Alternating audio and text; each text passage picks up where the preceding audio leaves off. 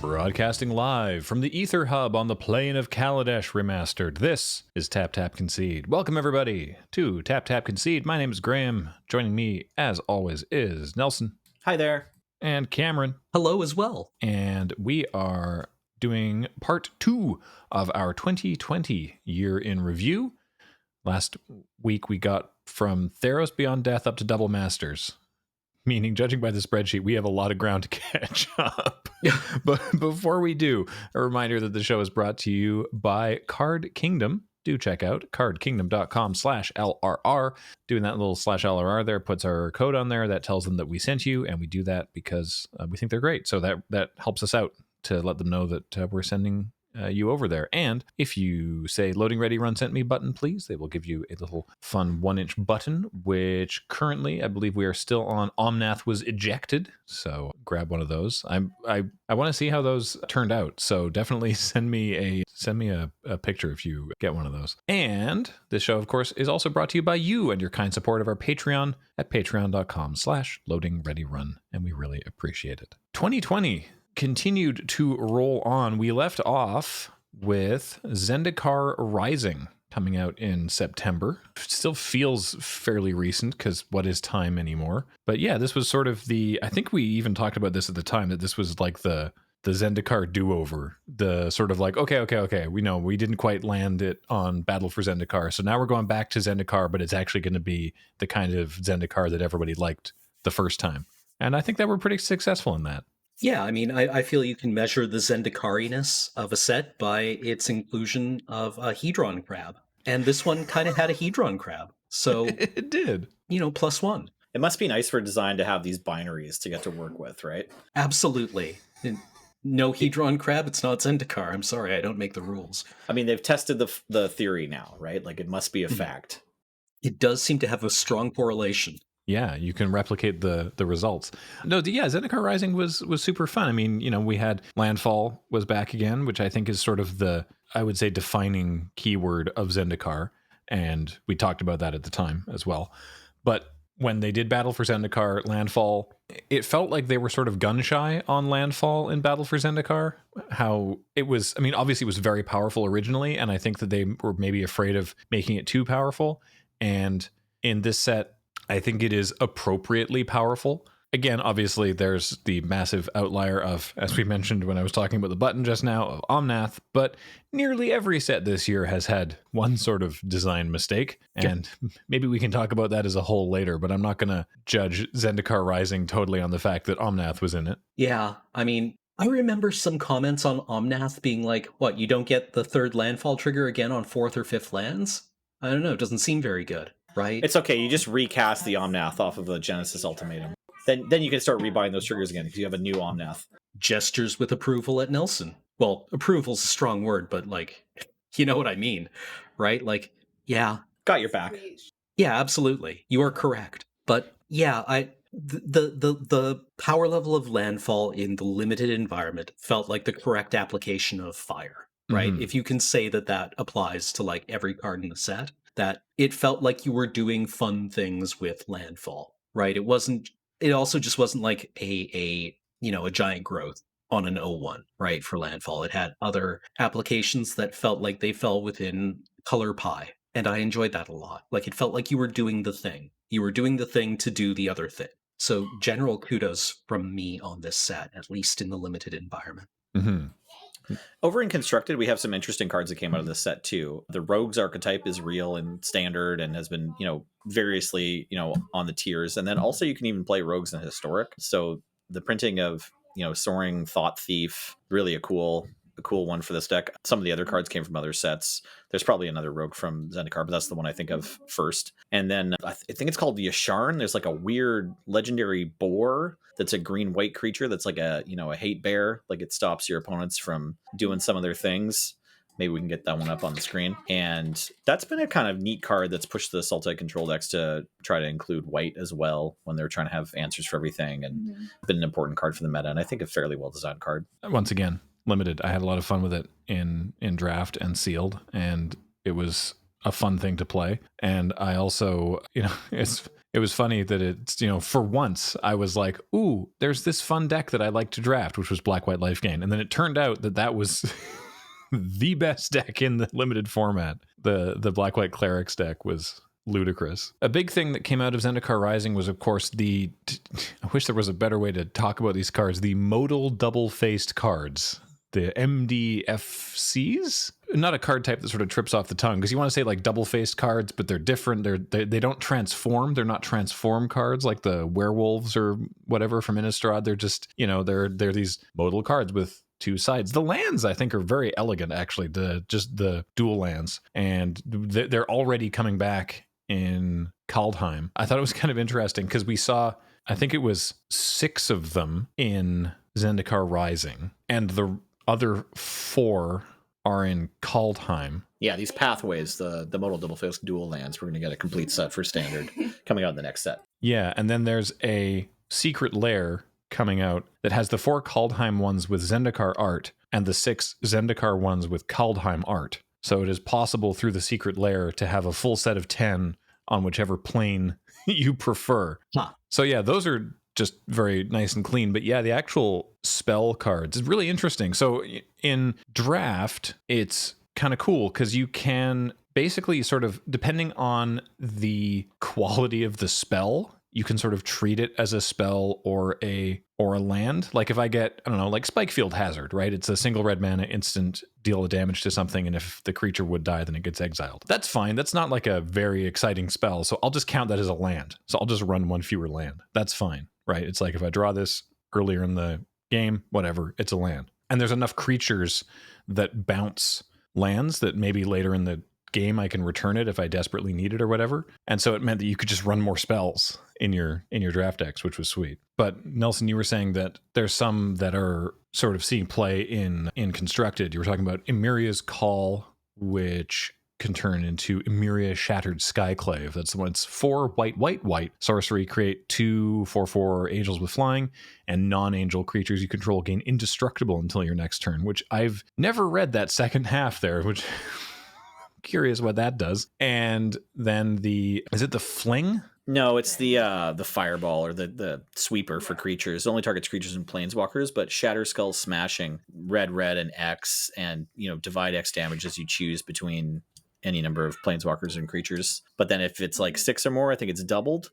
So you get a deal on wiping their whole board or whatever. Mm-hmm. All of these spell lands that can come into play untapped are, I think, going to be a consideration for constructed decks, going forward. It's just such a great advantage to be able to choose to sacrifice a little bit of life to have that extra power in your deck, extra spells, just like how you like having extra spells in draft.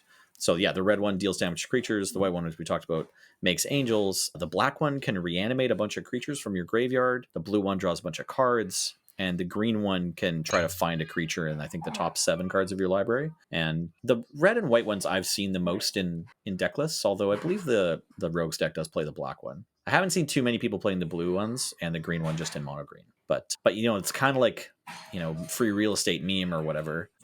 3 life or your land into play tapped is such a small price to pay for, squeezing a little bit of extra advantage into your deck list that I think we'll probably keep seeing these cards getting included in any, eternal decks that could possibly get up to the mana to cast them.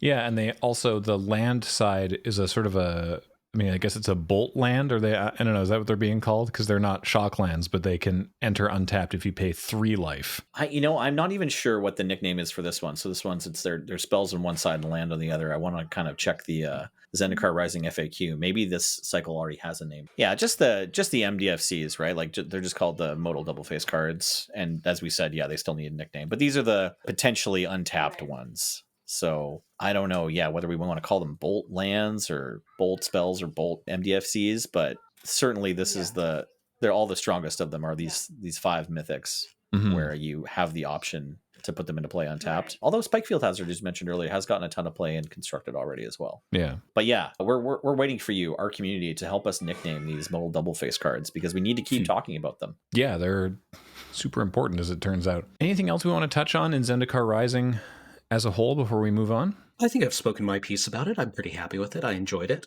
I felt like Zendikar Rising was a success in what I feel like they were trying to do. I can't know exactly what they were trying to do, but it felt like a fun set, and I'm glad that they did it. The next one, 2 months later, their next big release, Commander Legends. A draftable commander set, he said with an upwards inflection, like it's a question.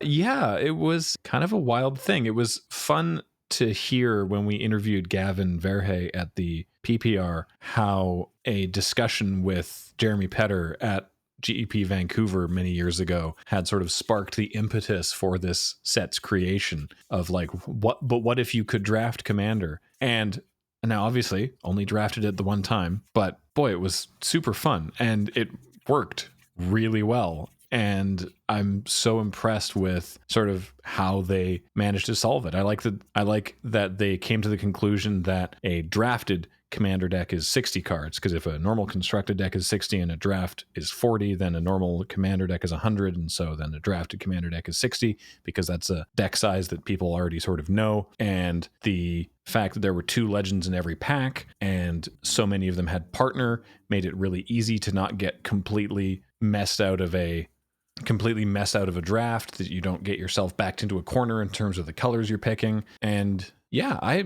was so impressed with how this ended up landing.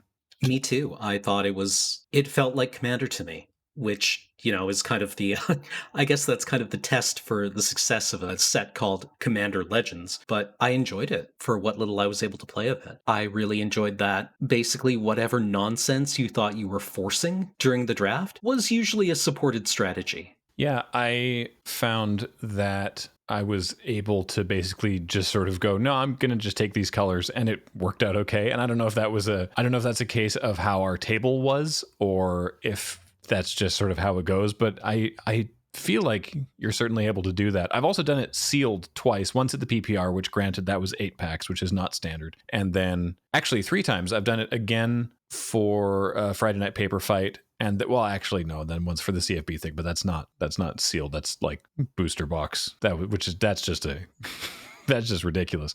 Give us an aside though and tell us how that went. It's just too many cards. It's just opening a whole box, and it's just like, okay, what am I going to do here? How am I going to cut this down to a proper pile of cards? But that at least was 100, but that is singleton, whereas this set was designed that it wouldn't be singleton. It was, I'm happy with how my deck turned out, but like so much analysis paralysis in that situation. But yeah, they added something like 70 new legendary creatures. So much variety out there for commander players, and they added a bunch of cards that I feel, as a very casual commander player, and by which I don't mean like the power level of my decks, I mean I don't play commander that often. I dabble in it, but I am not an invested player who knows all of the tech and all of the cards that you're meant to include and everything. They added cards that to me feel like cards that are really interesting and fun in Commander, that can support existing strategies or potentially create new ones without just like warping the format and being absolute auto includes. And I include the Lotus in that because I don't think the Lotus is actually that good. Yeah, I think we managed to call that one correctly, and everyone sort of caught up to us. It has its moments, right? Mm-hmm, mm-hmm. But as far as blowing up the format goes, it turns out it did not. I felt like this set was a real slam dunk.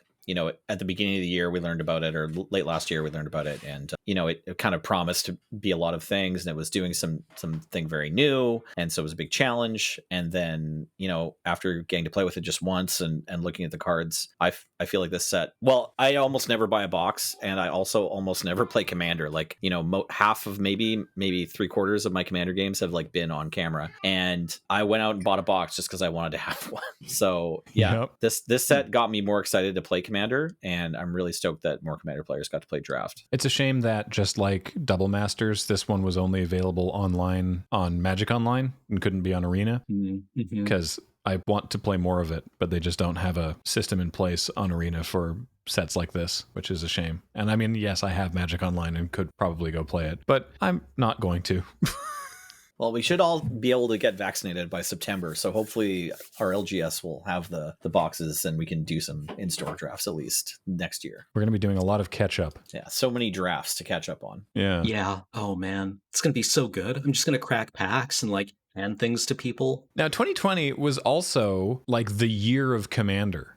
I don't know that that's necessarily a special thing that makes it different from forthcoming years, because it sounds like there's more Commander stuff coming down the pipeline. But there was Commander 2020 back in April, the like normal Commander release, which was 5 decks sort of thematically tied to Ikoria. So it was like Commander 2020 was also Ikoria Commander. Like they did a lot of stuff that was tied in with the decks this year. So there was those 5. There were the Zendikar Rising Commander decks, which I have not seen at all, just because I haven't had a chance to. There was also Commander Legends Commander decks, and there was the Commander Collection Green. These are all like sort of extra bonus Commander stuff. So I think the Commander 2020, I think tying that into Ikoria was really interesting because it let them do more with the mechanics of the set and the flavor and the world of the set and really flesh stuff out without worrying about massively warping draft or standard. Agreed. Yeah, I also really like that. Very smart move on their part. And I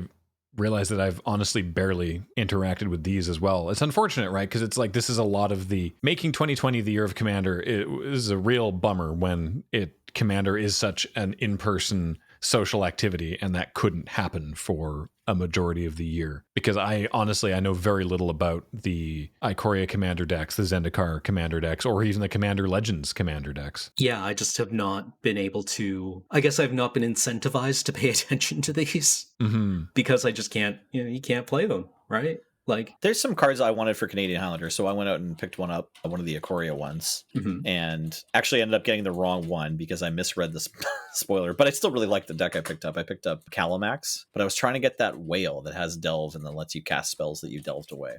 But yeah, there were so many Commander deck lists released that I guess I'm realizing now I don't even know what new cards for Canadian Highlander from the last couple I should be trying to figure out. But yeah, these were pretty cool releases. I don't know, I didn't hear anything terrible about them. Generally, box Commander decks do really well. Like every time they've come out, it's like, sweet, a Commander deck that I might have otherwise paid $200 for that now I can buy for $50. I think we actually have the Zendikar ones kicking around at the office, and we should probably just play those on a paper fight at some point. Yeah. The most recent release of those that I mentioned was Commander Collection Green, which is sort of like they've done these signature spellbook things in the past, which actually we're going to talk about one of those in a moment too. But this was a selection of Commander relevant cards focused on green that you could get. I have one in front of me actually that you could get in a like fun little box, and they all have new art and potentially new flavor, and they're sort of, cards that would be good in a green Commander deck. And it's funny because it's like, it's the Commander Collection Green, and 2 of the cards of the 8 cards are Command Tower and Sol Ring. And on the one hand, it's like, well, those aren't green, are they? But on the other hand, you always want more Command Towers and Sol Rings, so I'm not even that annoyed about it. And they both have new, like, green-focused art on them, so it's like, this is actually pretty cool. Yeah, I think that's a fun design space to play around in. Like, can we make this nominally, this colorless card feel green? Because green players will use it, right? Yeah. So maybe we can give it some art theming that really kind of like helps it feel at home in the deck. Yeah, I'm just hoping they give us 4 more Commander collections with Command Towers and Sol Rings included too, though. Then you can like make a mosaic out of them or whatever. It feels like that's definitely the idea, and I hope that they continue to follow through on that. I also really like that these were LGS exclusive things that, it gave me an excuse to like go and help support the local game store. Of course, they only got the foil version if they've been a very, very good local game store based on whatever metrics those are decided by. Yeah. Yellow Jacket recently moved and is in a cool new space now, so there's a chance they're going to apply for a premium. But yeah, it is a bit of hoop jumping to try to become a WPN premium store. Yeah. YJ's new space, though. Very nice. Yeah, stoked that happened. Goodbye, old floor that no one liked. So yeah, I think the Commander Collection is a cool idea. I'm generally in favor of this kind of thing, and I'm glad that it's an LGS exclusive. I also like the signature spellbooks. The third one came out this year. It was signature spellbook Chandra, and included 8 cards, sort of, if not functionally then now with new art flavorfully centered around Chandra Nalar. And so there was an actual Chandra, and there's Cathartic Reunion, Fiery Confluence, Past in Flames, Pyroblast, Pyromancer Ascension, Rite of Flame, and Young Pyromancer. Of course, the Chandra fanboy, canonically Chandra fanboy, Young Pyromancer. And each with cool new card frame that's on fire. which is very cool. And I don't know, I think these things are cool too. I also just went and picked one of these up from the LGS when they came out. I dig them. I think these are a fun way to do little. I think I like these better than the Secret Lair, because I can just walk down to the LGS and buy it, and I don't have to fart around with shipping and worrying about when I'm allowed to order it. Agreed. Actually, that's I hadn't really thought about it in those terms, but yeah, treating these like Secret Lair Planeswalker clarifies a bit of things for me. Secret Lair LGS edition. Yeah, but I don't know. I think these have all been really good little sets to pick up. They feel like hits to me. I really enjoyed the Jace one. And this one has kind of like, it hits all the right notes. Mm-hmm. Way back in February was another ancillary release that I didn't get much of an opportunity to check out. I don't actually think I ever had a chance to play it, but there was a new unset kind of called Unsanctioned, which was a silver border set as like a ready to play head-to-head box where it was 5 30-card pre-constructed decks. And the idea is that 2 players sit down across from one another and each take 2 of those decks and sort of slam them together into a 60-card deck. So you get, it's like I'll take red and blue and you take white and green, and then we'll just shuffle these up and then we'll play. And then afterwards we split them back up and put them back in the box, and we can play again another time. And there was a bunch of reprints from Unglued and Unhinged and Unstable and a HasCon promo.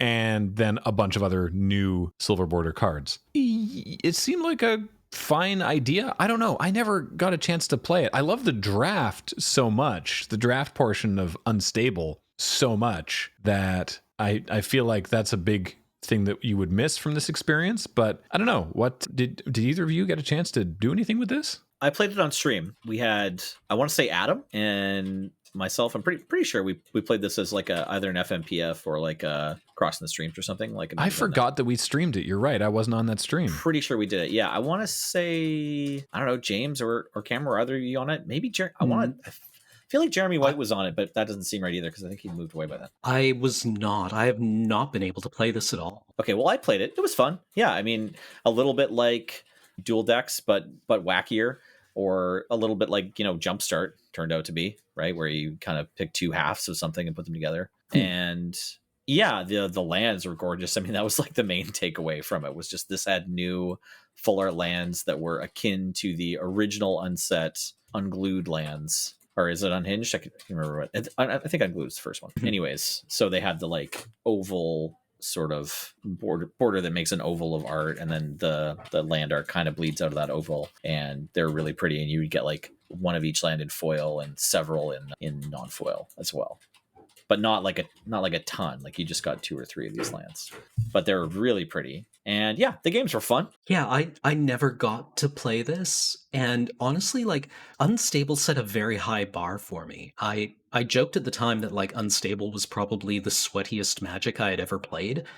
And only as I was saying it did I realize it was true. And by that I mean like I know it's in Destiny. I don't know if it's borrowed from other FPS or PvP games, but like sweaty play is when you are like really focusing hard and maybe trying a bit too hard because the intensity is quite high.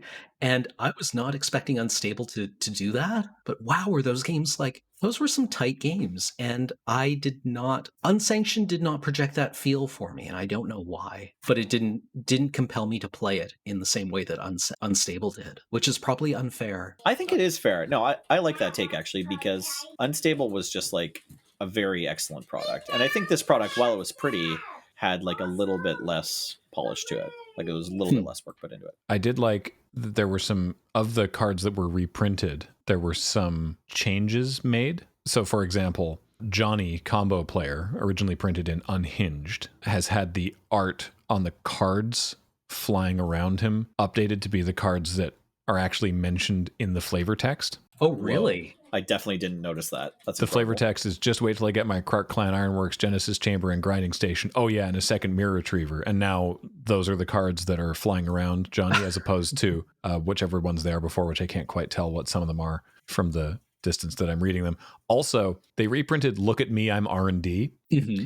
And in Unhinged, Look at Me, I'm R&D was one of the R&D printed cards with a bunch of updated scribbles. And the reprint in Unsanctioned, now all those scribbles have been taken on board as corrections. And so the card is now printed in that form, but now with new changes. Mind blown. I take what I said back about not being polished enough.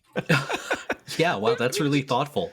Yeah, there's definitely a couple little things where they had some fun with it, which is nice. All right, well, again, when I can see a human being in person again, I'm going to try and get a hold of a box of this and see. I mean, I guess we have one in the office, so we can do that. If you want to watch the VOD of it, James Nelson, Adam, and Serge played it around the end of February, so it should be on this very YouTube channel.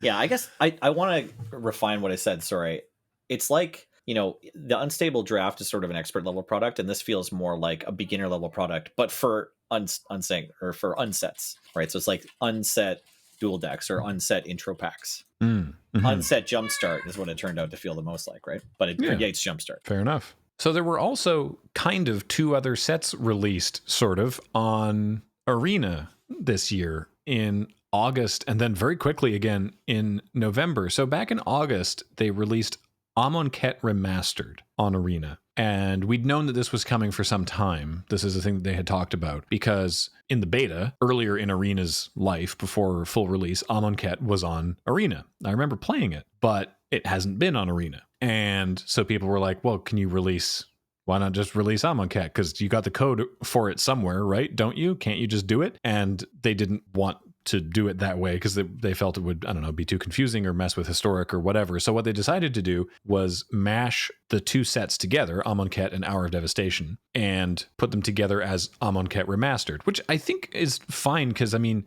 that was before everything was sort of limited to individual sets, and releasing just Amonkhet and then just Hour of Devastation is not how the Arena audience is used to sets being released also. With like the big set and the small set, and then you have to draft the two things together kind of. And so, yeah, I can see why that might be a problem. And the result was Amonkhet Remastered, which was cards from Amonkhet and Hour of Devastation, and at least one card from the random Planeswalker decks. At least one. And it was fun. It was actually a unique experience that put me in mind of drafting in Amonkhet block without being exactly the same. Yeah, it felt like, kind of like playing, I don't know, some kind of HD remaster of a game that came out when you were a teenager. Yeah. And you're like, I don't even get it. Why did they need to do an HD remaster of this? That game was in HD, right? And then you look at old screenshots of it and you're like, oh. But this felt like... That's an amazing analogy. Well, right, because like your brain kind of upsamples things and exaggerates the qualities of it. And I felt that this felt like what I remember playing Amonkhet was like when I was a teenager. 4 years ago. Yeah. And I also have a very fond memory of drafting in Amonkhet Remastered, where I had ordered some food and I had a draft deck, and my delivery driver was 10 minutes away, but I was playing Boros. So I got in another game. Right, and then had a couple of minutes to put on my shoes, because the Boros deck in Amonkhet Remastered was unreasonable, right? I want to go play it again. I'm also hoping they bring Amonkhet Remastered back again soon. I guess I got to be that player. Oh great, it's a Boros deck. But it felt so good to just kind of do the math and blow someone out of their boots, right? By turn 4 or 5. Red in general and Boros in specific, I think, were really important in the first Amonkhet release on paper, and also in this remastered set. I really like these remastered sets because the sort of current philosophy of draft is just one set, and I like that. I like the move to just drafting one pack at a time, because I think over the years we've sort of learned that these are the formats people like the most, triple Innistrad, or maybe triple Zendikar as an opposite answer like the original Zendikar set, you can get all these archetypes and the draft format's kind of busted and weird, but it's still sort of satisfying to be like drafting a pack knowing there's another pack of the same things coming, rather than the old 2 and 3 set blocks where you have to kind of gamble that you're gonna get the payoffs from the earlier sets, which are the later packs, right? So I hope they do more of these. Like, I wouldn't mind playing through any old set that had 2 or 3 sets and playing the remastered version. Yeah, and that was borne out by people playing it and enjoying it, because they definitely, I think there was, I got the impression from the updates from the Arena team that they had intended this more as a way to inject Amonkhet cards into Historic, but decided to also make it a fun draft, and then were seemingly surprised by how much people drafted it, by how much they enjoyed doing that, to the point that they had a plan. I don't even remember what it was that got canceled or pushed back, but they were working on a different release and then realized, hey, this is actually not a good draft. So we're going to put it away for now until we make it fun. And instead, we're going to do Kaladesh Remastered and get that out very quickly, and you'll have that in November instead. That's fascinating. I wonder what thing got put on the back burner now. I've just looked it up. They were going to be doing Pioneer Masters. Whoa. Yeah. That was going to be an arena-only Pioneer Masters thing. And they said that they've sent it back to the concepting phase so they can iterate on what they've learned from Amonkhet Remastered. Quote, when we originally concepted Pioneer Remasters, we put a heavy emphasis on constructed play staples, and while this remains a guiding star, we're going to use this time to get more playtesting in to ensure the limited environment is just as fun. Because they obviously realized, wait, if we make it fun to draft, it'll actually make more money, probably. That's pretty funny. Not unreasonable. Not an unreasonable realization to have, I think. Yeah. I do like the idea, though, that they were maybe just going to take like the Pioneer metagame and turn it into like a card list of everything that wasn't already on Arena, and then just like release that as a draft format where it's like this cube of just like all the important pieces of constructed, but like not the other parts, that you might need from other sets that are already on Arena, and like, not collated, just tons of packs you can open with all these Pioneer decks waiting to be built. Yeah. I mean, the players would love it. They've also introduced in 2020 a cube on Arena, which feels sweet. It's been fun. It's a cube of anything that's available on Arena, which is, as we've said through all these releases, a surprising amount of powerful things. And I think the first round of cube felt maybe a little more in the chaos draft realm, like a very high powered chaos draft. And this recent round of cube just feels like cube. Like it's, it's obviously it doesn't have power or anything, but it's like, it just feels like a real cube, in that I get my butt kicked a lot and real quick by some very powerful combinations of cards. Yeah, the red deck is better than you think it's going to be, and you open up packs and regularly you're like, well, there's 8 first picks here. But yeah, this cube is fun. I have not had the opportunity to play it yet, but I have heard really positive things about it from friends. So that's my commentary on it. Yeah, I mean, the thing is, the cube does not inherently have to be powerful for the cube to be fun. I mean, we've played James's Pauper Cube based on Stibb's list before, and they're all commons. That's the whole point, and it's still fun. Like, you can play a low powered cube as long as it's balanced within itself, right? And this isn't even low power, right? Like, this has some preposterously powerful stuff in it. It's just only the cards that are available already on Arena, which is a surprisingly high number of cards and increasing all the time. So yeah, I think it's fun. The first time they did it, I think, has it been around 3 times? Because this recent one is the first version of the cube to involve a lot of Kaladesh cards, and I don't know if they did one cube and then did it again with Amonkhet cards, and then this is a third time with Kaladesh. I honestly don't recall how many times we've seen the cube already. At least twice. I want to say it was just after one of the historic anthologies, but before Amonkhet. But definitely it's, the first time since Kaladesh. Regardless, we're going to move on to another sort of big ancillary product that we've mentioned a couple times already, which is Secret Lair. Since introducing Secret Lair at the end of 2019, they've made more of these than I thought. So many. I want to say 23. Did I count correctly? 20 plus. Between 20 and 25. That's a lot. It's a lot. That's a lot. They did their first batch last December of like 5, I think. That was like the one a day for 5 days. And they've just done the secret versary, which I was like, there's no way it's only been a year. Obviously, this has been happening for ages, right? Because again, I'm having trouble with the passage of time. But the second one from last January was Year of the Rat. That was only Secret Lair number 2. And so, I mean, without dwelling too long on each individual one, because there have been so many, we're going to quickly just mention all the ones that were released. So Year of the Rat was because it is the Year of the Rat, and it had Ink Eyes and Marrow Gnawer and Pack Rat and Rat Colony with adorable, like, actual rat-looking cards, and also a really cool Ink Eyes. Ink Eyes did not look like a normal rat, but Rat Colony and Pack Rat were just like adorable art, and that was super fun. Yep, it was really cute. Number 3 was the 5-pack of the Theros Stargazing, which was the... Oh, yeah. This one I regretted not buying. This one was, it was pretty cool. This one, obviously, it was the first one to have really major production delays because of COVID, but it was a pack of 5 headlined by the original Theros gods. So Heliod, Thassa, Erebos, Perforos, and Nylea. And then within those, basically all the other gods. So it was 3 per pack. So you had all 15 gods done in the constellation style of the showcase art from the Theros Beyond Death set. It was a pretty great deal to get like all these old gods in a secret lair. Yeah, it was. And then these were all done by Jason Engel. Number 4 was the drop for International Women's Day with Captain Cisse, Marin of Clan Nel Toth, Narset, Una, and Saskia the Unyielding. Some very, very cool stuff. I remember talking at the time that this one felt a little weird because this was the same price as a normal secret lair,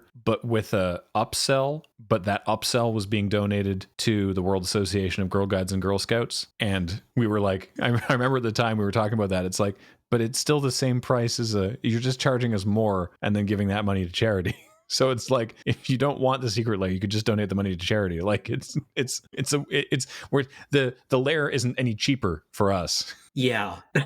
Yeah, it would have been kind of sweet if they at least matched us, you know, like that's pretty hot if a company is going to be like, hey, if you donate $20 when you buy this thing, we'll donate that $20 too. Mm-hmm. But instead they're like, we'll donate your $20 altogether and take the tax receipt or whatever. Yeah, exactly. Yeah. Right. Like the next secret lair was Thalia Beyond the Hell Vault with 4 copies of Thalia Guardian of Thraben. 2 with new art by Magali Villeneuve and 2 with new art by Johannes Voss, and all the art was sweet. Yeah, I mean, if you love Thalia, this was the one for you. Yeah, if you need to have the Thalias, get on it. The next one after that, in time for Ikoria, was the Godzilla lands. So the Plains, Island, Swamp, Mountain, Forest with Godzilla and various other Godzilla kaiju friends in the background. And I had these on Arena because you got one for free if you played in arena events, and I kind of love them. I love that Godzilla's just like way in the background, like just not prominently featured in the foreground. It's just like, oh look, there's Godzilla fighting Mothra like behind those trees. That's neat. Yeah, no, I think that was fun. Yeah.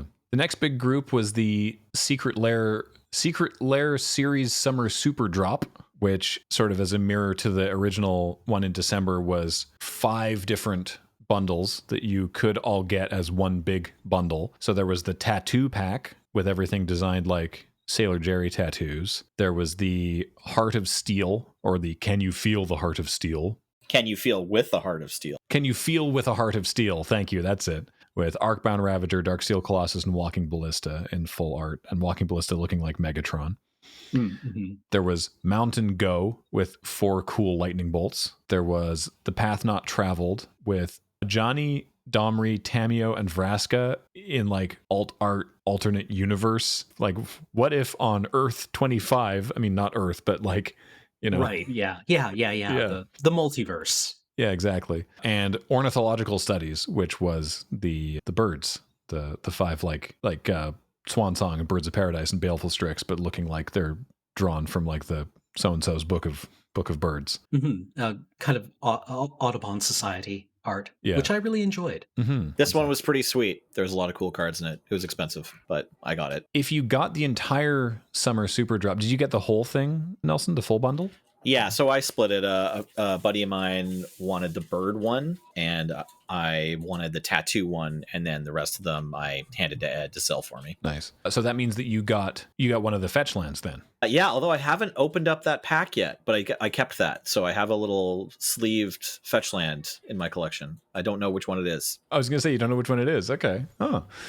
So, yeah, if you got the full bundle of the Summer Super Drop, you also got one of the fetch lands, because one of the other releases in June was the Secret Lair Ultimate Edition of Marsh Flats, Scalding Tarn, Verdant Catacombs, Arid Mesa, and Misty Rainforest, with alternate art by some beloved artists set on different planes than their original plane, which of course was Zendikar. And this was interesting because this was for local game stores, but it was also really expensive. But then we talked about this in the episode when it came out, and Nelson, I believe that you had sort of figured out that it's like, yes, very expensive, but still cheaper than if you just wanted to buy all 5 of them. Yeah, I think we did the quick math, and like a lot of what happens with reprints is like, it's always great for the people who have been, waiting for a reprint to buy a card, or just happen to need to buy that card anyway, because the reprints tend to like drive down the price of a card, and then it feels bad maybe if you notice that like the price you paid for the box set or whatever doesn't seem to add up, like what the cards are cost after this been released. But if you look at what the cards cost before the set was released, you got a great deal. Mm-hmm. So it was one of those, I think. Somewhere in there, it all gets very confusing because of course, the coronavirus screwed up timelines for everything. There was announced the April Fool's Secret Lair, or as its full title, Wizards of the Coast presents After Great Deliberation, we have compiled and remastered the greatest Magic the Gathering cards of all time ever, which was eventually released on September 11th, also in local game stores, which was new full art foil versions of Stormcrow, Goblin Snowman, and Mudhole. And originally, of course, it was going to also contain a new art version of Squire, but that was dropped from the set for artist reasons. But instead of the Squire, they included white bordered original Tybalt. Yeah. Right. Which I'm kind of annoyed that I didn't manage to grab one of these, because whiteboarded Tybalt is frankly a hilarious like bonus include. Yeah, pro tier troll. That's like very, very good. I like it a lot. And Tybalt's coming back for redemption, because Tybalt's in Kaldheim. Yeah, the April Fool's one might turn out to be hilariously like the best investment of the year if Tybalt becomes like this collector's piece next year after Kaldheim, and then like white bordered Tybalt suddenly pays for your set, Yeah. The next one was the Prime Slime, with the Slime and Ooze set of Necrotic Ooze, Acidic Slime, Scavenging Ooze, the Mimeoplasm, and Void Slime, with new art from Wizard of Barge in a very sort of funky pop art style that I thought was... I'm actually like medium annoyed that I didn't manage to grab one of these, because like it's not typically a kind of art style that I enjoy, but for some reason it really works on these cards. They're just so colorful and vibrant. Yeah, it's just great to have some real Magic the Gathering cards from the epic spell wars of the Battle Wizards person. Yeah. The next one was Every Dog Has Its Day, with new art for Rest in Peace, Dig Through Time, Ancient Grudge, and Lightning Greaves, but also the art has dogs in. We joked a lot at the time as well that it's like, it's the dog one, but there's no dogs. It's just other cards that have dogs that have gotten into them. It's like the Yargle one, part 2. Did we mention the Yargle one already? That came out this year, didn't it? I don't think we've got there yet, have we? Oh, yeah, no, we are not quite there yet. I'm sorry. I was thinking the Yargle one came first. I haven't actually... That one's not even on this list. Hang on, I gotta look it up. There was also a Secret Lair Yargle. I'm positive. No, you're absolutely right. It's Happy Yargle Day. This was September 3rd. And yeah, it was new art for Anger of the Gods, Explore, Fatal Push, Opt, and Swords to Plowshares, but now also including Yargle in the art. And what a great... This is what I love about the freedom that they're allowed from Secret Lairs. This is hilarious, frankly. I love this is the one I was annoyed I didn't get. Mostly for the Explore. Yeah, the Explorer is amazing. Just him yelling at the landscape, just like it's so good. Yargul as a self-portrait painting Renaissance thinker. It reminded me so much of this scene. Okay, everyone, like in The Terror, the TV series, there's one scene where a character discovers, spoilers for this several-year-old show now, discovers the Northwest Passage, and it's that framing, right? It's him like shouting in exultation as he finds it on this like vast landscape, and that's all I could think of, and like I had the music playing in my head and everything. But very, very good. I enjoyed it. I thought the Yargul one was very cool. There was the Extra Life one, featuring Teferi's Protection, Consecrated Sphinx, Collected Company, and Amulet of Vigor, which was all sort of involving family and children, and that was in November. And then, unless I have missed yet further secret lairs, I think that brings us up to the Secret Versary drop, or drops of the oh right, of course, the big one, the most controversial one of the year, The Walking Dead. Yep. We did a whole episode, well, most of an episode about it, which you can go listen to, and I don't think I've changed my opinion particularly much on it. Nope. I'm honestly, like, with the Godzilla stuff, it's like I'm fine with including other IPs. Wish it had been silver bordered, or the Godzilla treatment where it's like it's a real Magic card, but we're just calling this one. I can't think of any characters from the show because I don't watch it, but you know what I mean. Yeah, after a little bit of time elapsing, it turns out like, our fears that some of these cards will matter in eternal formats has come true, like a little bit more than I was expecting. So that's a greater disappointment, but it is what it is. We've talked about it. There was also a Zendikar Revisited one. Is that one on the list? There's an old cards from Zendikar Secret Lair. Snuck in there. Showcase Zendikar Revisited. There's so many of these. I believe this was a secret lair. It includes Admonition Angel, Royal Elemental, Zulaport Cutthroat, Warren Instigator, and Avenger of Zendikar. That one I was also annoyed I didn't get. Okay, yeah. Because those are just gorgeous. I love the Zendikar showcase frames. They're very, very cool. Odd choices, but someone clearly plays aristocrats.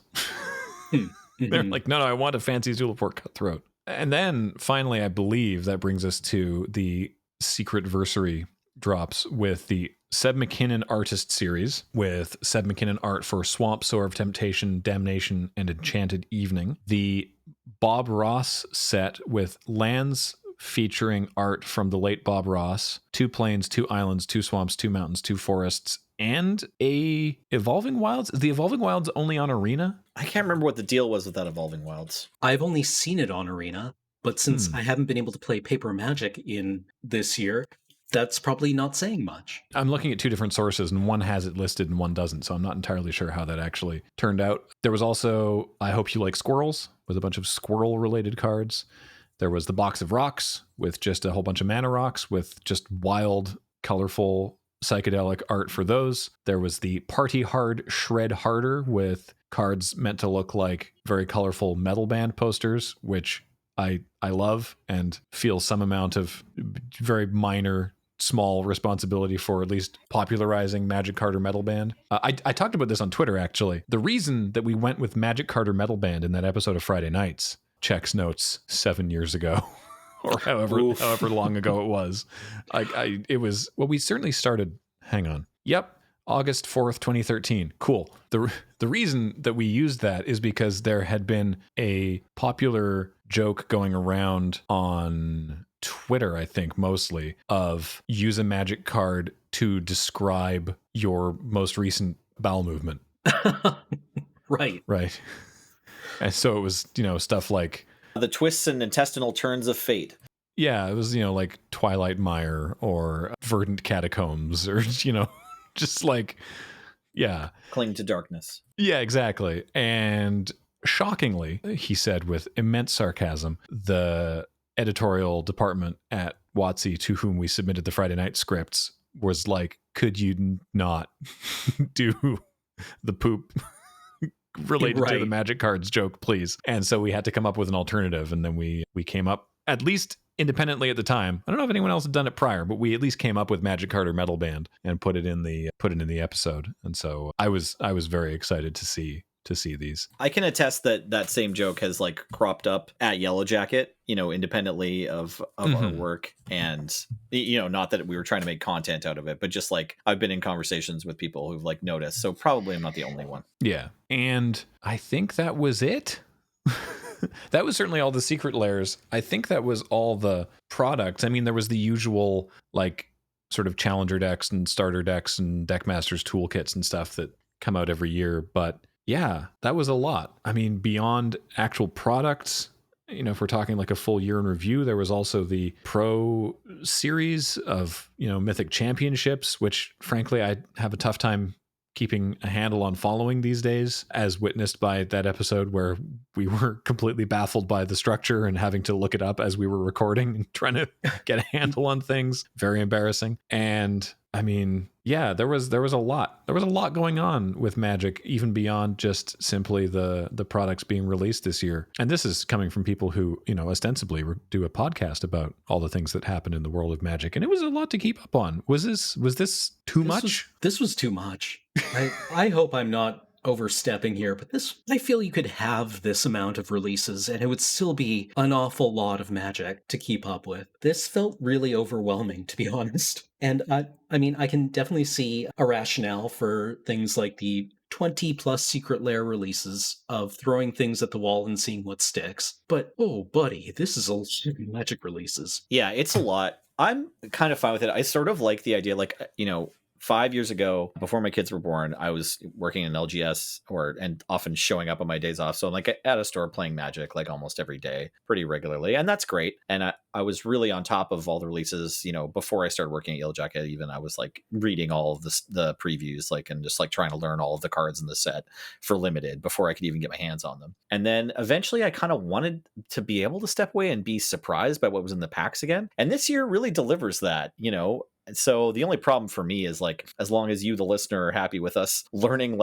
what cards came out and what Magic releases, because there's a new one every week almost, while we're on the podcast, just learning in real time while we're telling you about them and trying to form our opinions about them immediately in real time. As long as that's not a problem, then I'm comfortable. We're used to 4 to 8 maybe sets coming out in a year, and we go play with them or at least read them and learn about them, and then we come to the podcast and talk about them. And that might not be the way of the future, but I don't know, I don't, at least thinking about it, imagining it, I don't hate a world where sets come out, I have no idea what's in the set, someone plays a card on the other side of the table and I'm like, oh, what's that? Oh, what's that expansion symbol? Where the heck is this from? I think it'd be funny if there's even more secretness to the secret lair. It's there is a new secret lair each week, but you need to be in the right place at the right time. It's like a secret show. You need to find out where the drop is going to be. It's a physical drop, and there's might not be one in your town. Let's get even weirder with it.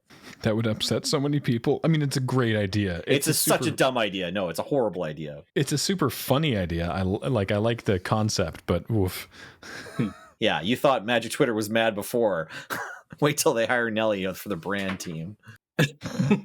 Yeah, this was, I mean, especially when, you run down the list of secret lairs, between June and August, it felt okay. But for a while there at the beginning of the year, it was didn't we just have one?